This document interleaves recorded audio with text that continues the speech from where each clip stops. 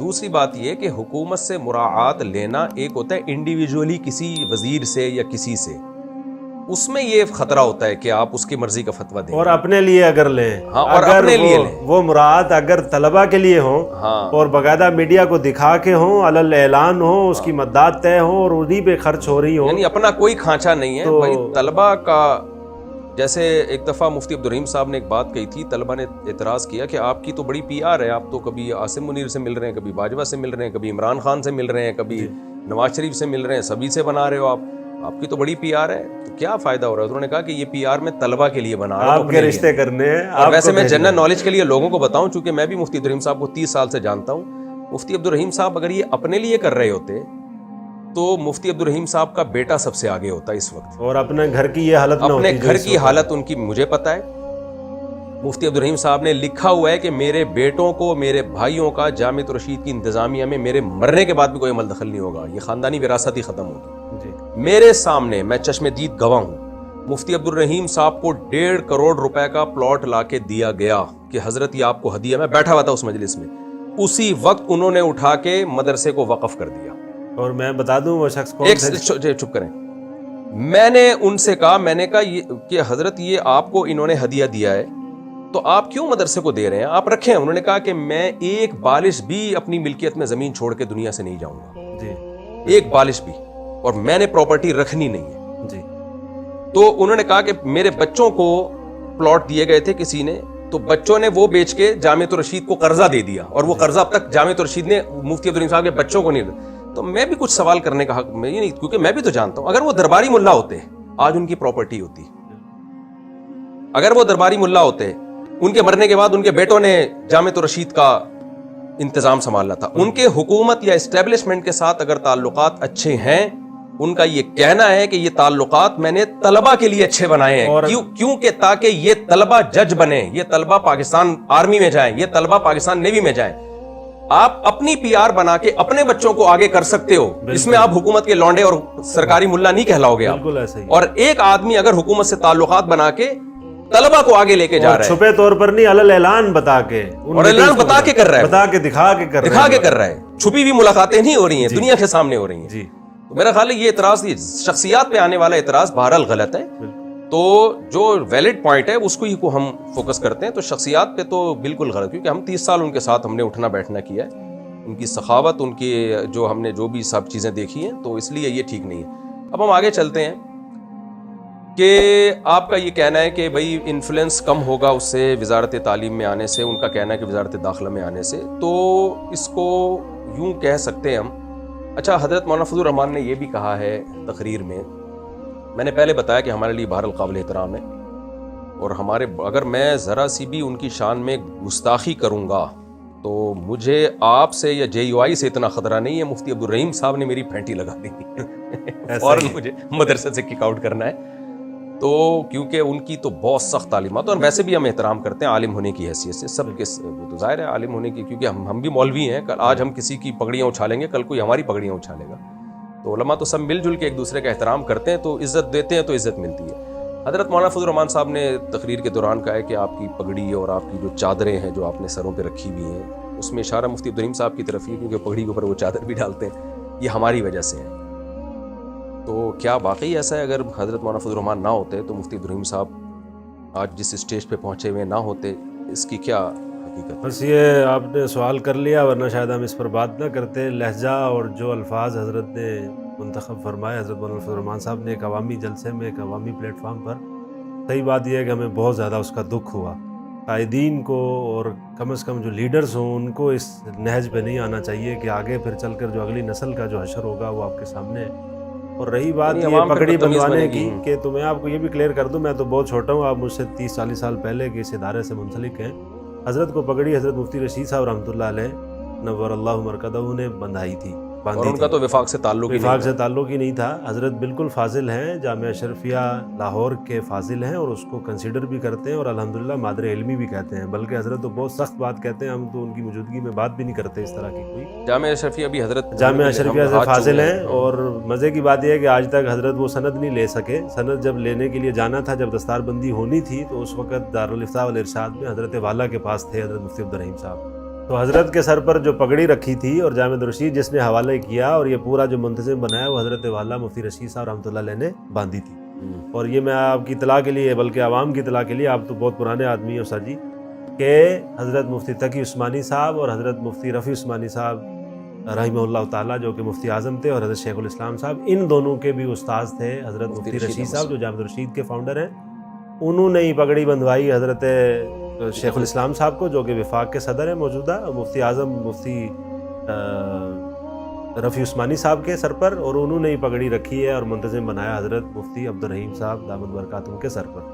تو اس طرح کی شخصیات یعنی حضرت کی مفتی رشید احمد صاحب رحمہ اللہ تعالی حضرت مفتی تقی صاحب پہ بھی پگڑی باندھنے والے وہی ہیں جی، حضرت مفتی رفیع عثمانی صاحب کی پگڑی باندھنے والے بھی وہی، اور مفتی عبدالرحیم صاحب کی پگڑی باندھنے والے. مطلب یہ کہ مفتی عبدالرحیم صاحب کا لیول اتنا اونچا ہے جی، اور مولانا فضل الرحمان صاحب سے جونیئر بھی نہیں ہے، الرحمان صاحب سے جونیئر نہیں ہے، وہ سینئر نہیں ہے تو جونیئر بھی نہیں ہے. ایک ہی سال میں فراغت ہے. یہاں حضرت مفتی عبدالرحیم صاحب شاید 1 سال سینئر ہیں ان سے، جی 1 سال پہلے فاضل ہوئے ہیں. تو یہ جب پیرالل علم میں سب ہوتے ہیں تو پھر شاید یہ الفاظ تھوڑا سے نامناسب، اور اس طرح کے الفاظ اور تمسخر اڑانا، یا یہ کہ وفاق کے بھی بالکل وفاق کے سارے ہی ہم وفاقوں سے ہی پڑے ہوئے ہیں، وفاق کے ہی فاضل ہیں، لیکن کسی بھی فاضل کو یعنی تمسخر اور استہزاء اڑانا یہ بہت ہماری دل آزاری ہوئی ہے اور بڑا دل دکھا ہے اس بات کے اوپر. اچھا دیکھیں اس کا حل کیا ہے، کیونکہ اب یہ ایک لڑائی سامنے آ گئی ہے، اور ایک صاحب پشاور سے انہوں نے ایک پوسٹ بنائی، ایک طرف مولانا فضل الرحمان مفتی عبدالرحیم صاحب کی تصویر لگا کے بیچ میں رو رہا ہے وہ کہ یار میں دونوں ہی میرے بڑے ہیں اور میں ان کو روتا ہوا دیکھ رہا ہوں. کچھ ایسے بھی لوگ ہیں نیوٹرل ہیں جی، کچھ لوگ ایسے بھی ہیں جو کہہ رہے ہیں علماء کی اس لڑائی میں ہم لڑائی کے ساتھ ہیں ایسے بھی ہیں چسکے لینے والے. حل کیا ہے اس کا؟ دیکھیں پہلے تو میں لوگوں کو یہ بتا دوں، مفتی عبدالرحیم صاحب لا الہ الا اللہ قرآن پہ ہاتھ رکھوا لو، درباری ملا نہیں ہے. بالکل الحمدللہ، درباری ملا نہیں ہے. میں 93 سے ان کے ساتھ ایسے چپکا ہوں، ایسے درباری ملا نہیں ہے. کبھی آپ خوشبو لگا کے چھاؤں میں آؤ، کچھ باتیں میڈیا پہ بتانے کی نہیں ہوتی، کبھی خوشبو لگا کے آؤ. آج میں نے دورے کے طلبہ کو مفتی عبدالرحیم صاحب کے اپنے ساتھ، اور جو ہم نے وہاں حالات دیکھے، ظاہر میڈیا پہ نہیں بول سکتا میں، تو وہ طلبہ کی چیخیں نکل گئی کہ یار یہ کیا بتا رہے ہو، درباری ملا نہیں. دیکھیں قرآن کیا کہتے ہیں نبی صلی اللہ علیہ وسلم کو کہ اے نبی آپ ان سے کہہ دیجئے اعیذکم بواحدہ ان تقوموا للہ مثنی وفرادا ثم تتفکروا ما بصاحبکم من جنہ. کہ نبی نے پوری قوم کی مخالفت لی ہے، تو نبی صلی اللہ علیہ وسلم کو اللہ تعالیٰ فرماتے ہیں کہ آپ کہہ دیں کہ یہ غور کرو کہ 2 وجہ سے انسان ایک قوم سے ہٹ کے بات کر رہا ہوتا ہے، یا تو جنون ہوتا ہے یا پیسے ہوتے ہیں، پیسہ ہوتا ہے اس کے پیچھے. مفتی عبدالرحیم صاحب کا دماغ مجنون نہیں ہے، جنون ہوتا نا تو یہ سب کچھ اتنا بڑا ادارہ نہ کرتا، یہ رویہ بھی نہ ہوتا، یہ رویہ بھی نہ ہوتا جو اتنی بمبارمنٹ کے بعد اتنے شائستہ لہجے میں بات کر رہے ہیں. یا لالچ ہوتی ہے. لالچ میں 2 چیزیں ہوتی ہیں، یا تو اپنے بچوں کو آگے لانا، اپنے خاندان کو پروموٹ کرنا، یا پیسہ. پیسہ ایک بال زمین نہیں ہے ان کے پاس، اور ہم نے بہت کوشش کی کہ ہم کچھ ہدیہ دے دیں حضرت کو، ٹھیک ہے نا. اور جامعہ میں سب سے محروم اگر ہیں تو حضرت کے بچے ہیں، حضرت کے بچے سب سے محروم ہیں. بڑے بھائی کے حال دیکھو، صرف ناؤ سے آگے بےچارے نکل نہیں رہے ہیں، ٹھیک ہے نا، یہاں بچوں کو لے کے بیٹھے ہوئے ہوتے ہیں، ایک بکریاں چرا رہے ہیں. تو اور میں جامعہ کا میں بہت نہیں، سب سے سینئر نہیں ہوں، بہت سینئر ہوں. میرا اپنا حال پتہ ہے کیا ہے؟ 35,000 میری جامعہ میں تنخواہ ہے، ٹھیک ہے نا. انہوں نے اب بڑھائی ہے، یار اب تو سیٹ ہو گئی نا، وہ تو غلط 24 سال کے بعد جا کے ان کمبختوں نے بڑھائی ہے. میں اتنا خوش ہوا، میں نے خوشی سے نا کہ یار میری تنخواہ تھوڑی اچھی ہو گئی ہے. آپ اب لوگ کہیں گے کہ تنخواہ اچھی ہو گئی نا اس لیے اتنا بول رہے ہیں، صحیح ہے نا. 24 سال کے بعد یار ہماری یہ تنخواہ دے رہے ہو تم، 18 بچوں میں اور 4 بیویوں میں. تو میں اتنا خوش ہوا کہ میں نے کہا یار اپلیکیشن اب ڈاؤن لوڈ کروں، تو وہ ڈاؤن لوڈ نہیں ہو رہی. میں نے کہا یار کتنی تنخواہ بھیجی ہے؟ انہوں نے کہا بھیجی نہیں ہے، بس کی ہے اچھی، کیونکہ فنڈ نہیں ہے ہمارے پاس. 4-4 6-6 مہینے سے اساتذہ کی تنخواہیں بند چل رہی ہیں. مشکل وقت آ رہا ہے، 4-4 6-6 مہینے، اور یہ ہوتا رہتا ہے. جہاں اسٹیبلشمنٹ کے لوگ ہوتے ہیں نا تو تنخواہیں بند نہ ہوتی، ایڈوانس میں ملتی، ایڈوانس میں تنخواہیں ملتی، بہت زیادہ تنخواہیں ہوتی، تو ایسا نہیں ہوتا. تو مفتی عبدالرحیم صاحب کی اپنی کوئی پراپرٹی نہیں ہے، ہم اس کے چشمدید گواہ ہیں. ان کو جو ہدیہ بھی پیسہ ملتا ہے نا وہ بھی لٹا دیتے ہیں دوسروں کے اوپر، ہمیں ہی دے دیتے ہیں کہ یار تم کھاؤ جاؤ. تو جو ان کی روزوں پہ روزے ان کے چل رہے ہوتے ہیں، تہجد ان کی 2 مہینے میں نے ان کے ساتھ حج کیا ہے. میں جب حج پہ ان کے ساتھ گیا تھا تو مجھے کسی نے کہا کہ جب یہ بیت اللہ پہ نظر پڑتی ہے نا کھڑے ہو کر بہت لمبی دعا مانگتے ہیں. میری عمر 40 سال تھی اس وقت, تو بڑی لمبی دعا مانگتے ہیں یہ بیت اللہ کے سامنے کھڑے ہو کر. میں نے کہا ہم جوان ہیں, یہ ہم سے بوڑھے ہیں, ہم اس سے لمبی دعا مانگیں گے. مولوی صادق صاحب ہمارے ساتھ تھے, 2013 میں حج کیا. جب ہم گئے ہیں انہوں نے دعا مانگنا شروع کی ہے نا, میں کھڑے میرے گھٹنے چٹکنے لگے یار. ایسا ہی ہے, ایسا ہی ہے. حالانکہ 20 بیماری ہیں جی. مجھے شرم آ رہی یار, میں اگر بیٹھ گیا تو یہ کیا بولیں گے, کمبخت تو باتیں 4 شادیوں کی کرتا ہے. کھڑا نہیں ہو جا رہا تم سے. میں آہستہ آہستہ کھسک کے پیچھے آیا ہوں. میں نے مولوی صادق سے کہا میں پیچھے بیٹھا ہوں, جب دعا ختم ہو جائے بتا دینا. اس دعا میں ان کی جو ہم نے عبادتیں دیکھی ہیں, ان کی دعائیں دیکھی ہیں, ماں بچوں کے ساتھ خیر خواہی دیکھی ہے. مفتی رشید احمد صاحب رحمہ اللہ تعالیٰ کہا کرتے تھے, انہوں نے ایسے ہی خلافت نہیں دے دی عبدالرحیم صاحب, مفتی عبدالرحیم صاحب. ان کی آپ بیتی آپ پڑھو, جس میں انہوں نے لکھا ہے کہ میں نے اس شخص کو اتنا نچوڑا ہے نا کہ اس میں حب جاہ یا حب مال تو نہیں ہے. وہ خط دکھانا چاہیے, وہ خط دکھانا چاہیے مفتی رشید احمد صاحب کا. مفتی رشید احمد صاحب خلافت کے بارے میں بہت سخت تھے. وہ ایسے نہیں خلافتیں پکڑاتے تھے کہ جی صبح اٹھے خواب آیا مجھے خلافت دے دو. انہوں نے لکھی آپ بیتی کہ میں نے اس شخص کو اتنا کنگھالا ہے کہ جو کوئی سوچ بھی نہیں سکتا. اس کے بعد جا کے چیک کیا کہ حب جاہ یا حب مال تو نہیں ہے اس میں. اور ہم نے تو مشاہدہ کیا ہے. اور 20 سال گزرے ہیں حضرت, 30 سال میں نے گزارے ہیں, 20 نہیں, 93 میں آیا تھا میں. تو اس کے بعد میں یہ باتیں کر رہا ہوں, اس قابل ہوا ہوں کہ میں یہ باتیں کر سکوں. تو اب کوئی مجھے بھی اس کھاتے میں ڈال دے تو ایک الگ بات ہے کہ یہ بھی بکا ہوا ہے. میں کیا بکا ہوا ہوں یار, میں تو ان کے کہنے پہ مجھے روک رہے ہیں شادیوں سے, میں کرتا چلا جا رہا ہوں. ٹھیک ہے نا, تو مجھے میرا اپنا وجود جامعہ میں اتنی مشکل سے رہا ہے. کئی دفعہ انہوں نے کوشش کی اس کو نکالو, یہ شادیاں کر رہے ہیں یہاں پہ, بچوں کا ذہن خراب کر رہا ہے. تو ایک ایسے شخص پہ جب آپ اس طرح کا الزام لگاتے ہو, تمہاری پگڑیاں ہماری وجہ سے ہیں, تو ہم آپ کا بھی احترام کر رہے ہیں, اور ہمیں یہ احترام بھی مفتی عبدالرحیم صاحب نے سکھایا ہے. تو اس لیے بھائی یہ درباری ملا اور فلانا ملا اور ڈمکانا ملا, یہ باتیں ذرا سوچ سمجھ کے کرنی چاہیے. ان السمع والبصر والفؤاد کل اولئک کان عنہ مسئولا. ہاں یہ ضرور ہے کہ درباری ملا نہیں ہے لیکن انسان ہے, رائے کی غلطی ہو سکتی ہے. اس میں تو مفتی عبدالرحیم صاحب نے کہا. تبھی جامعۃ الرشید میں JUI کے طلبہ بھی ہیں, دور حدیث میں میرے شاگرد ہیں, مولانا فضل الرحمان کے پکے حامی ہیں, PTI کے لوگ بھی ہیں, عمران خان زندہ باد کے نعرے لگاتے ہیں, مسلم لیگ کے لوگ بھی ہیں, پیپلز پارٹی کے لوگ بھی ہیں, ٹیچروں میں ہیں, شورا میں ہیں, جامعہ کی جو شورا ہے. بالکل. ابھی جب عمران خان کی حکومت تھی تو کیا چل رہا تھا جامعہ کے شورا اور دور حدیث کے اساتذہ میں؟ ایک ٹیچر آ کے عمران خان کے فضائل بیان کر کے جاتا تھا, دوسرا آتا تھا عمران خان کو یہودی ثابت کرنے کی کوشش میں لگا ہوا, تیسرا آتا تھا مولانا فضل الرحمان کو امام مہدی ثابت کرتا تھا. مفتی عبدالرحیم صاحب نے کہا سب کو ہم نے اجازت دی ہے, یہ تعلیمی ادارہ ہے, اس کا سیاست سے تعلق نہیں ہے, جس نے جو رائے رکھنی ہے رکھے. اور مفتی عبدالرحیم صاحب کا اپنی بھی ایک رائے تھی, انہوں نے ٹیچروں پہ مسلط نہیں کی وہ رائے, نہ کسی کو کہا وہ جس نے ووٹ دینا ہے. مفتی عبدالرحیم صاحب کا شروع سے موٹیو یہ ہے کہ سیاست کا مدرسے میں دخل نہیں ہوگا. اور مفتی عبدالرحیم صاحب جب ریاست کی بات کرتے ہیں تو ریاست سے فوج مراد نہیں ہوتی, خوب سمجھ لیں.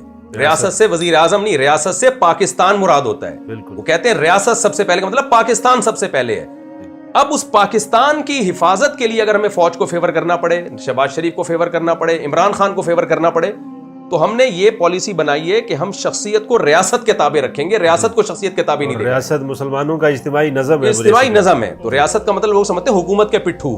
بھائی حکومت خود ریاست کی نہیں ہوتی تو ان کے پٹھو ہم کیسے بنیں گے؟ ستون ہے ایک, صرف وہی حکومت تو ایک وہ ہے. تو ہم نے یعنی جو سمجھا ہے مفتی عبدالرحیم صاحب کا دعویٰ, وہی اسٹیٹ سب سے پہلے, پھر بھی اس میں اختلاف ہو سکتا ہے, ان کی پالیسیوں سے متفق ہونا ضروری نہیں ہے.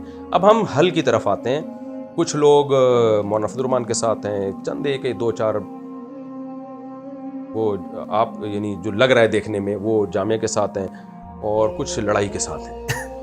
اس کا حل کیا ہے, آپ کیا چاہتے ہیں, اب یہ حل کس طرف جانا چاہیے, بس اس کو بتا کے ہم اس کو ختم کریں. بالکل ٹھیک ہے. حل بہت سادہ سا ہے کہ یہی جو ترمیم ہوئی ہے سوسائٹی ایکٹ میں, جو 21 نمبر شق میں ترمیم ہوئی ہے, اس میں صرف ہمارے وجود کو بھی باقی رکھ دیں.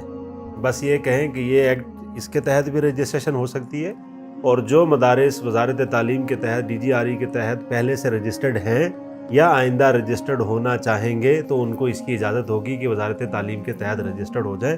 یہ اس کا حل ہے, اور اتنا سا ہمارا مطالبہ ہے کہ آپ اپنا سیم رکھیں. یعنی آپ کا کوئی پھٹا مولانا فضل الرحمان سے نہیں ہے, اللہ تعالیٰ کی ذات سے امید ہے انشاءاللہ شیخ صاحب جیسی شخصیت موجود ہے انشاءاللہ. آپ کا کہنا یہ ہے کہ بھئی یہ طے کیا جائے کہ جو وزارت تعلیم میں رہنا چاہتے ہوں یا رہ لیں, جو وہاں جانا چاہتے ہیں, اور انشاءاللہ یہ ہو جائے گا, امید ہے شیخ صاحب. کوئی پھٹا نہیں ہوگا. تو آپ کا مولانا فضل الرحمان سے کوئی جھگڑا نہیں ہے, یہ مسئلہ ختم. اور مفتی عبدالرحیم صاحب کے بارے میں تو ہم نے سنا ہے, کسی حوالے سے سنا کہ مولانا فضل الرحمان اگر کبھی ملاقات ہوتی ہے تو جیسے پہلے میں نے ان کے ہاتھ چومے دوبارہ چوموں. بالکل ایسے ہی حضرت ڈھونڈ رہے تھے, شکر ہے کہ ملاقات بھی ہوئی. جیسے پہلے ان کے ہاتھ چومے اب بھی ہاتھ چوموں گا میں ان کے. تو یہ آپ کا کہنا ہے کہ بھائی جو ادھر آنا چاہتے ہیں ادھر تو اور ہیں دونوں مدرسے, بالکل دونوں ایک ہی چیز پڑھا رہے ہیں, ٹھیک ہے. تو اب دیکھتے ہیں جی اس پہ وہاں سے کیا اشکالات آتے ہیں. ہو سکتا ہے آپ مکاری کر رہے ہو ہمارے ساتھ دوبارہ کر, لیکن کچھ چیزیں جو میں نے کہی ہیں وہ تو میرے مشاہدات ہیں, وہ تو میرے مشاہدات ہیں. جو میرے مشاہدات نہیں ہیں, جن میں مجھے بھی اعتراضات تھے, وہ میں نے ان سے پوچھے ہیں, جو جن کا جواب آپ کے سامنے آیا ہے. جو میرے پرسنل مشاہدے تھے وہ بہرحال میں نے پبلک کے سامنے رکھ دیے مفتی عبدالرحیم صاحب کے حوالے سے. تو ہم اس کو ختم کرتے ہیں, دعا کرتے ہیں یہ کنٹروورسی ختم ہو اور اللہ تعالیٰ علماء میں اتحاد پیدا کرے. ہم تو بچے ہیں, ہمارے بڑے ہی آپس میں لڑیں گے تو ہم کہاں جائیں گے بھائی. تو ہم پھر اپنا مدرسہ کھولیں گے اور کیا ہے. تو جزاکم اللہ خیر.